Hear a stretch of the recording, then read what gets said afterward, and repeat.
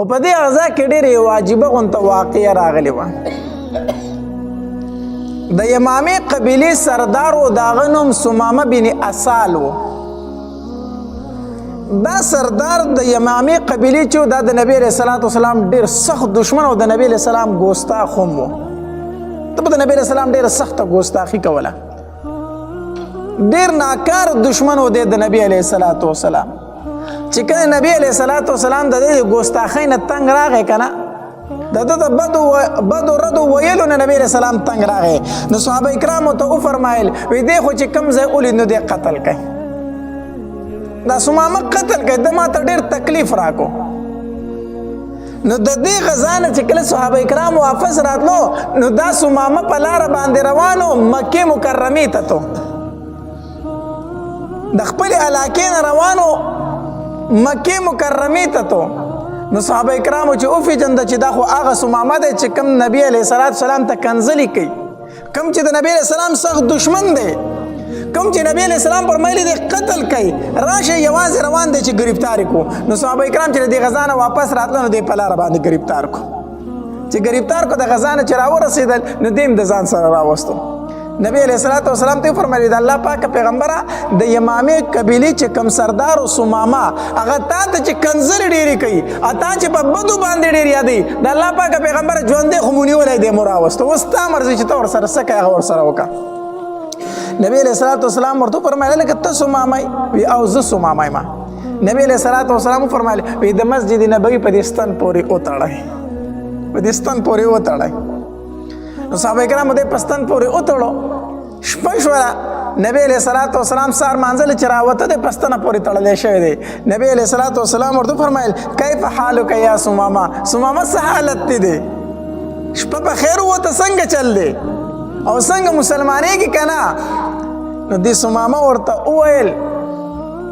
وی یو خبره زما واوره،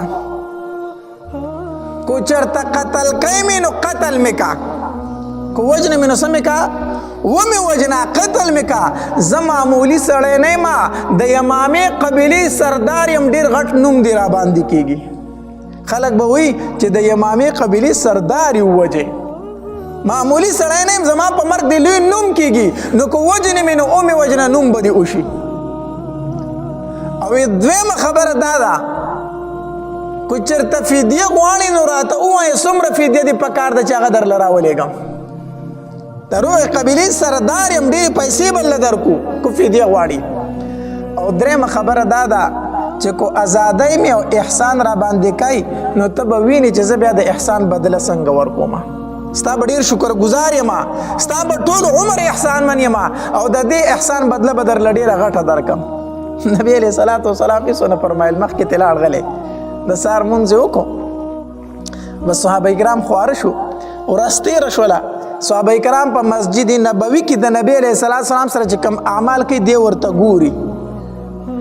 هغې چې د نبی علیه السلام کم ادب کوي، کم احترام کوي، کم عزت کوي، د هغه هر څه په خپلو سترګو باندې ګوري. دویمه شپه راله، شپه تېره شوه. په دویمه شپه باندې چې د سهار مانځله نبی علیه صلات وسلام راته بیا ترې نه تپوس کوي کیف حالک یا سمامه، سمامه حالت دې څه دی، څنګه څه وایي؟ ده ورته وی هغه درې خبرې دي، اکه درې خبرې دي. کو قتل کوي مې نو ډېر غټ نوم دې را باندې کېږي، د لوی قبیلې سردار به قتل کې، خلک به دې ډېر په لوی نوم سره یاد کړي. او که فدیه غواړي نو ووایه چې خپل قوم ته سوال جواب وکړم چې څومره پیسې غواړي چې هغه درله راوړي. او که ازادۍ مې نو احسان به راباندې وکړي، ته به وګورې زه د احسان بدله بیا څنګه ورکوم. نبی علیه السلام ورته بیا غږ وګو ونه کو. دا د نبی علیه السلام اخلاق مبارک و. که زه ورته ووایې نو موږ به ورته څومره بدې ردې ویلې وي. ښه یو پلته دې راته کنځل کولو، بدې ردې دې راته ویلې، اوس زما په غریب کې بیا داسې نیغې نیغې خبرې کوي، بیا نیغې نیغې خبرې کوي. نبی علیه السلام ورته هېڅ ونه ویل. لاړ بیا د سحر مونځ وکړو، صحابه کرامو خپل اعمال وکړو، خو سمامه ګوري. ښه دا 3 ورځې او دا 2 ورځې چې تېرې شوې دا دی ګوري، نبی علیه السلام ته هم ګوري، صحابه کرامو ته هم ګوري چې څنګه اعمال کېږي، څه طریقه ده. په درېیمه شپه باندې چې نبی علیه السلام د سهار مانځله راوته که نه نو بیا یې ترېنه تپوس کوي وایي کیف حالک یا ثمامه ثمامه حالت دې څه دی څه وایې وایي هغه 3 خبرې دي هکه 3 خبرې دي کو ازادۍ مې نو لوی نوم دې را باندې کېږي او کو چېرته فدیه غواړي نو ووایه چې څومره فدیه دې پکار ده چې هغه درله درکړم او کو ازادۍ مې احسان به راباندې وکړې دې ډېر احسان بدله به ډېره غټه درکړم صحابه کرام په انتظار و چې نبی علیه الصلاة والسلام خو مخکې هم د مرګ حکم کړی و چې کوم ځای خو ولیدو دې قتل کوي او نبی علیه الصلاة والسلام ورته 3 ورځې مهلت هم ورکو ځکه د نبی علیه الصلاة والسلام طریقه دا وه چې هغه به 3 ورځې مهلت ورکو په یو کار کې به مشوره ورکوله چاره 3 ورځې پکې ته سوچ وکړه فکر وکړه په هر کار کې به نبی علیه السلام 3 فیرې ورکولې نو 3 ځله مهلت یې ورته هم ورکو مخکې هم د قتل حکم نبی علیه السلام کړی و صحابه کرام په دې انتظار و چې اوس به نبی علیه السلام فرمایي چې اخوای بوځئ سر تینې ووهئ قتل یې کوي دې نه سمېږي خو نبی علیه الصلاة والسلام چې څنګه مونځ وکړو که نه نو ثمامه ته متوجه شو وی قد عفوت عنک یا ثمامه ای ثمامه ما ته معاف کړې صحابه کرامو ته وفرمایل وی دې پرانه زه چې ځان خپل کلي ته پرېږدوئ چې دی ځي دی ما معاف کړو پرېږدوئ صحابه کرام حیران شو 3 ورځې مهلت هم ورکو نبی علیه الصلاة والسلام دته مخکې هم د قتل حکم کړی و او اوس نبی علیه السلام فرمایي چې پرېږدوئ ځه چې ثمامه یې څنګه پرېښودو که نه دی روان شو روان دی اخوا یو د مدینې منورې نه بهر یو صحرا و هغې ته لاړ چې هغې ته ورسېدو غسل یې وکړو چې غسل یې وکړو څه ګوري چې بیا را روان دی بیا مسجد نبوي ته را روان دی نبی علیه السلام ورته فرمایي لکه ته خو بیا واپس رالي ته خو مونږ پرې نه ښودې ځکه نه وایي د الله پاکه پیغمبره دا ځل چې واپس رالم که نه ما ته کلمه ووایه دې له راغلی یم زه دې له راغلی یم چې ما ته کلمه ووایه دا لاس مبارک دې راکړه د نبی علیه السلام په لاس کې خپل لاس کېښود او کلمه وویلې وي اشهد ان لا اله الا الله واشهد ان محمدا عبده ورسوله او بیا ورته وویل وي د الله پاکه پیغمبره ما ته په کلو کې بدترین کلی ناخوښه کلی چې هغه مدینه منوره وه ستا د وجې نه زما دا مدینه هم بدې شوله ستا د وجې نه زما دا مدینه هم بدې شوه دومره مې د دې نه نفرت و او ما ته به بدترینو مخونو کې ستا مخ و زما ستا د مخ نه ډېر زیات نفرت و وایي د الله پاکه پیغمبره واوره قسم په الله چې په مخ د ځمکه راته خوښ کلی اوس چې د هغه مدینه منوره ده او په مخونو کې راته خوښ مخ چې دی د الله پاکه پیغمبر هغه ستا دا مخ مبارک دی ما دا 3 ورځې ولیدل تا زه په ستر پورې تړلی وم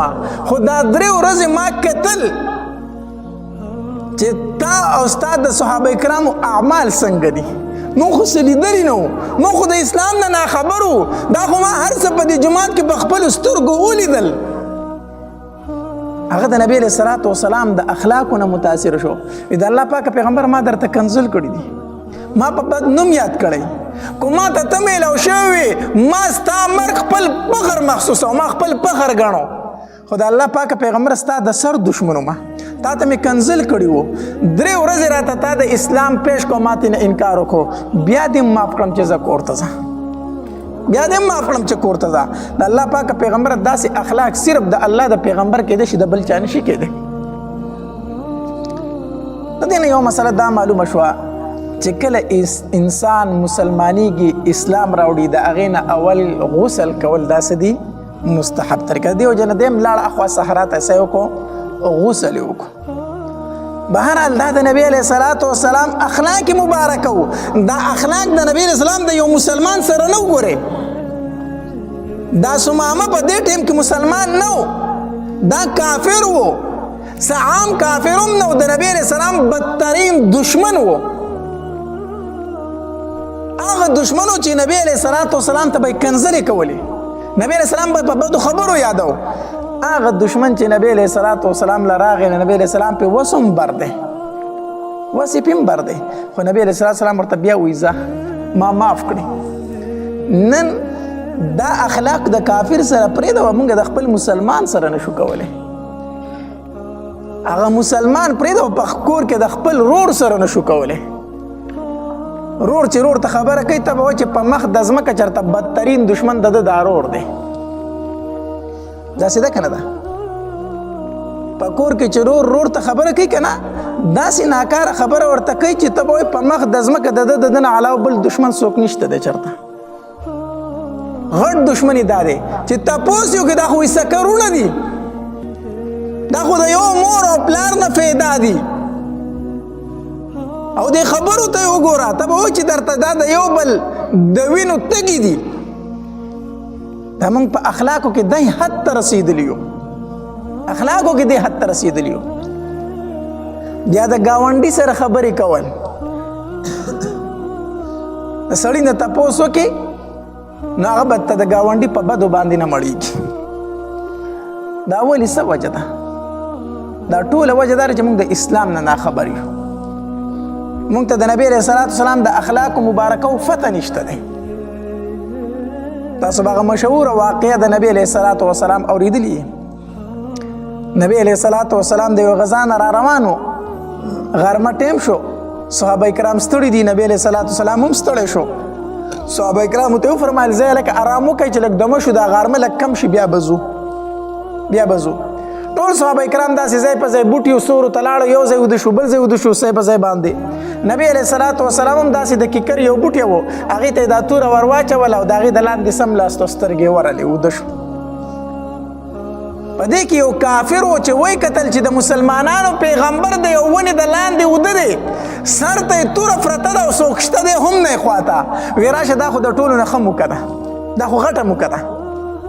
راغې د نبی علیه الصلاة والسلام هغه توره یې راواغسته داسې او د تیکې نه یې راویسته چې د تیکې نه یې راویسته د نبی علیه السلام سترګې وغړېدې چې سترګې وغړېدې دا کافر ورته وایي من یمنعک مني من یمنعک مني زما نه به دې څوک بچ کوي اوس تا به اوس زما نه څوک بچ کوي خوا ته خو دې څوک شته هم نه چې اواز ورته وکړي تش لاس او توره زما په لاس کې ده من یمنعک مني اوس به زما نه څوک بچ کوي نبی علیہ الصلوۃ والسلام ورته فرمایل الله څوک مې بدر نه بچ کی الله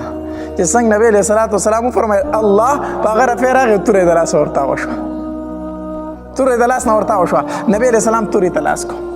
چې تورې د لاس کو کنه نو کافر ته من یمنعک مني اوس په تا زمانه څوک بچ کی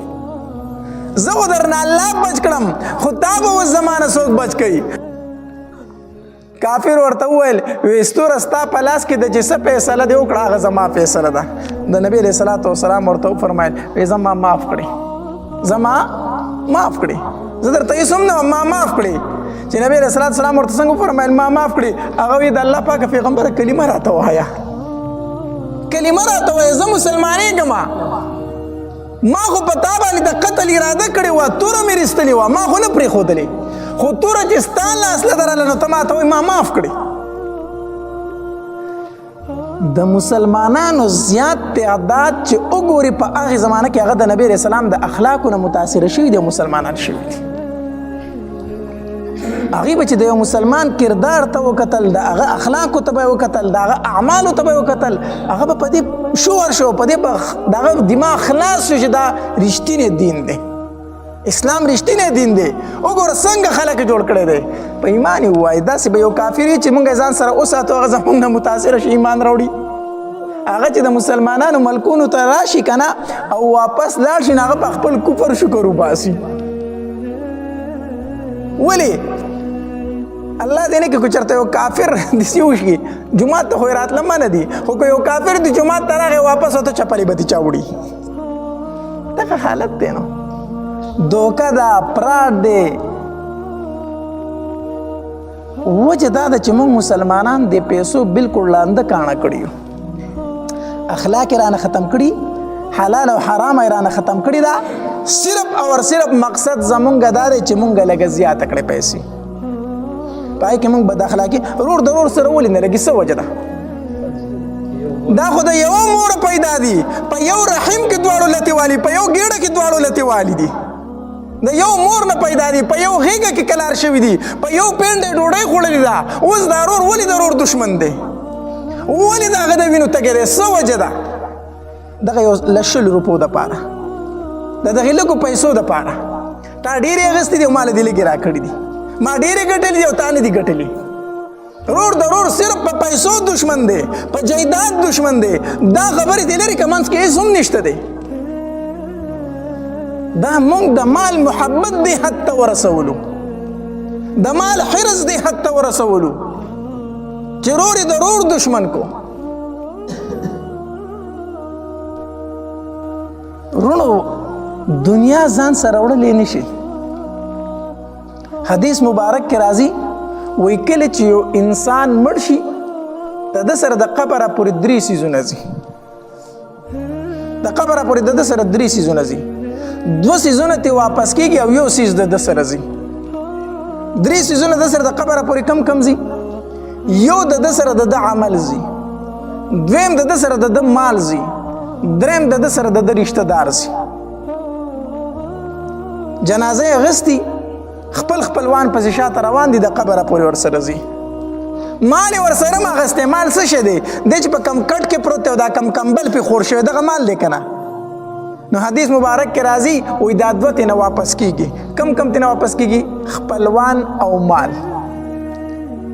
مال تېنه هم خلک لرې کي، تش په هغې لټې په هغې کپړه کې، په هغې بیکاره کپړه کې چې د کفن کپړه د پای کې په لحد کې کېږي او قیمتي کمبل چې پې خوري هغه تېنه راټول کړي، راوړي چې کور ته که نه یې ترې راوړي. کمبل پې څوک په قبر کې غوړوي؟ کمه بړستن کمه کمبل چې پې خور شوی هغه تېنه راوچت کړي، واپس یې ترې راوړي. هغه بیکاره کپړه کې دی نغښتې رانغښتې پای کې په لحد کې کېږي. مال تېنه هم واپس راځي، خپل خپلوان تېنه هم واپس راځي چې څنګه پې خاورې ور واړوي لکه ځای چې زه وي حجرې ته ځو هلته به مېلمانه نو مال تېنه هم واپس شي، خپل خپلوان تېنه هم واپس شي. لحد ته د ده صرف یو شی ځي چې هغه د ده عمل دی، د ده عمل دی. کو نیک عمل یې کړی مو سره لحد ته لاړ، کو بد عمل یې کړی هغه ورسره هم لحد ته لاړ، هغه ورسره لاړ.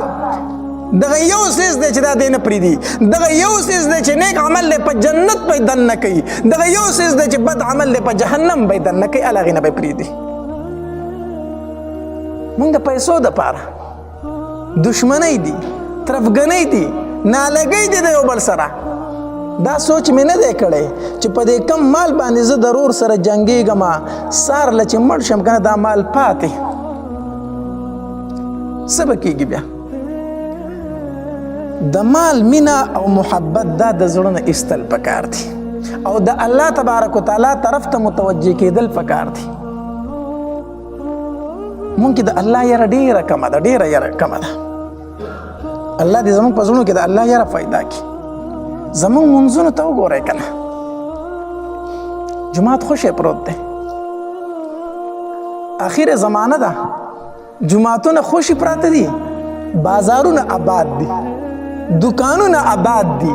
بیټکونه آباد دي، اجرې آباد دي، خو که ویران او وران پراته دي او شړ پراته دي هغه د الله کورونه او جوماتونه دي، شاړ دي. د مانځه په ټایم کې جومات ته راشه له 100 تنه به د دې مسجد د دیوال نه بار شه په دکان په دړه باندې د دکان په مخه کې به 10 تنه اسې ولاړي، اسې به ولاړي، خو مانځله نه راځي. دا د نیمو نیمو شپو پورې ناستي، یا به تاشونه کوي، یا به کریمبوړي کوي، یا به په نورو نارواو سري، یا به موبایلو ته ناستي ټیک ټاک او فیسبوک کې به کوي. د شپې 1 بجه 2 بجه چې سترګې به پټې پټې شي 2-3 دقیقې وخوري ورپرېوځي، چې ورپرېوځي چې نور پې ګرم شي راپاسي. سهار مونځ نشته، نو سهار مونځ پاتې دی. د الله نه هم نه یېرېږئ. په کومه ځمکه چې ته خدای دا ځمکه درته خیرې کوي، ظالمه پاسه زه خو د الله تابعدار یم، په ما ولې پروت یې؟ ته خو د الله نافرمانې. آواز د جومات نه کېږي حی علی الصلاة حی علی الفلاح الصلاة خیر من النوم. مونځ غوره دی د خوب نه، بیا هم ته په دې ځمکه پروت یې. د الله جنګ ته مونږ مټې والي دي. هر کار دپاره زمونږ ځایونه آباد دي، خو که شړ دي او وران دي هغه زمونږ جوماتونه دي. په ځوانانو کې به داسې ډېر کم ځوانان چې هغه جومات ته راشي او د الله د یېرې نه 2-3 اوښکې تویږي. زمونږ د ځوانانو اوښکې چې تویږي هغه ډرامو ته تویږي. هلکه ډېره غمجنه ډرامه ده، سړی ژړی، د ده اوښکې فلمونو ته تویږي، ډېر ښه فلم دی، اوښکې ورته سړی بهیږي، جاړې ورته. زمونږ د ځوانانو اوښکې ډرامو او فلمونو ته بهیږي. چېرته د الله یېرې ته د ځوان اوښکه ونه بهېدله؟ راشه د تهجد په ټایم کې په جمعات کې ودرېږه د خپل ګناهونه ځان ته یاد کوه وجاړه الله ته الله دا زه څه کومه الله دا زه به کومو نارواو کې سر یم الله ښکلې ځواني دې راکړې زما دا ځواني په څه کې تېرېږي الله زمونږ د ځوانانو زمونږ د خویندو زمونږ د میندو اوښکې د الله د یرې نه توی نه شوې هغه فلمونو او ډرامو ته تویېږي جاړي ورته په داسې قوم به الله رحم کوي په داسې قوم به د الله عذابونه راځي امام سیوطي رحم الله به فرمایل وی د بچو 15 صفات دي د ماشومانو 15 صفات دي کو دا غټانې په ځان کې پیدا کړي دا غټان د الله اولیا دي دا غټانې چې په ځان کې پیدا کړي دا د الله بیا څه دي اولیا دي کو د ماشومانو دا 15 صفات دا غټ خلک په ځان کې راولي یو به امام سیوطي رحم الله فرمایل وی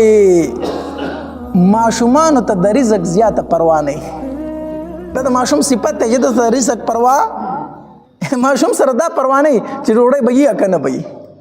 میلاو به شي او که میلاو به نه شي امام سیوطي رحم الله فرمایل وی کو دا صفت دا غټان په ځان کې پیدا کړي که نه دا د اولیاء الله صفت دی چې یو ټیم ډوډۍ وخوري که نه دی شکر الحمدلله بل ټیم زما رب شته راکوي به یې راله نو د ماشومانو یو صفت دا دی چې د سره د رزق زیات پروا نه دویم د ماشومانو دا صفت دی چې کله دی بیمار شي نو دی ګیلې شکوې نه کوي فریادونه چاته نه کوي چې یاره داسې ما او داسې ما او نه ښه کېږم او خو خراب شوم او کټ کې نو ماشومان د خپلو بیمارو شکوې او ګیلې چاته نه کوي نو د اولیاء الله یو صفت دا دی چې دی به د خپلې بیمارۍ ګیلې مخلوق ته نه کوي دی که غواړي نو الله ته به غواړي الله دا بیماري هم تا راوستې ده الله شفا به هم ته راکوي الله بیماری هم تا راوستې الله صحت به هم ته راکړه الله ما ته روغ جوړ صحت د خپل عبادت دپاره را نصیب کړه دا دعا غواړه او دریم صفت د ماشومانو دا دی چې وایي دوی خوراک یو ځای کوي ماشومان په پینډه باندې کښېني ډوډۍ یو ځای خوري که نه نو که دا صفت دا غټان په ځان کې پیدا کړي دا د اولیاء الله صفت دی چې په یو ځای ډوډۍ خوري ځکه په یو ځای ډوډۍ کې څه شی دی برکت دی حدیث مبارک کې راځي نبی علیه السلام فرمایي الله په جمع کې برکت ایښی دی الله په جمع کې څه ایښی دی نو هر کار چې په جمع کېږي په هغې کې به برکت وي نو ډوډۍ چې په شریکه خوړلی کېږي په هغې ډوډۍ کې څه وي برکت وي او څلورم دا چې ماشومانو کې دا صفت دی چې کله ویریږي نو د سترګو نه یې اوښکې بهیږي ماشومان چې ویریږي نو د سترګو نه یې څه کېږي اوښکې بهیږي کو دا صفت په دې غټانو کې پیدا شو که نه چې دوی د الله نه ویریږي او د سترګو نه یې اوښکې روانې شي دی د الله ولی دی بیا د الله ولی دی ته وایي چې دی به خپل ګناهونه یادوي ده ته چې کله جهنم یادېږي د سترګو نه به اوښکې ځي د ماشوم صفت دا دی چې دی کله یریږي دی جاړي د اوښکو نه اوښکې بهیږي د سترګو نه د سترګو نه اوښکې بهیږي دا غټ خلک هم چې کله د الله نه ویرېده او د دوی د سترګو نه اوښکې روانې شي دا د الله بیا څه دی ولی دی ده او پنځم صفت دا دی په ماشومانو کې چې دوی جګړه وکړي نو روغه ډېر زر کوي دلته جګړه وکړي او دلته کې صحیح بیا یو وي دا د ماشومانو صفت دی نو که دا صفت په غټانو کې پیدا شو چې تو مې پکې راځي جګړې به راځي خو ګورې هلکه زړه کې به یو بل ته سپریدونه ډایرکټ په صلح کوو نو دا د نیکانو خلکو صفت دی ښه نو په هغې کې یو خبره دا وه چې د ماشومانو سره د رزق پروا ډېره نه دویم چې ویریږي نو جاړي نو خبره مې دا کوله چې د رزق وعده الله کړي په دې مال پسې ډېر مه لګئ او د الله په در کې جاړئ الله ته الله تبارک وتعالی د عمل کولو توفیق راکړي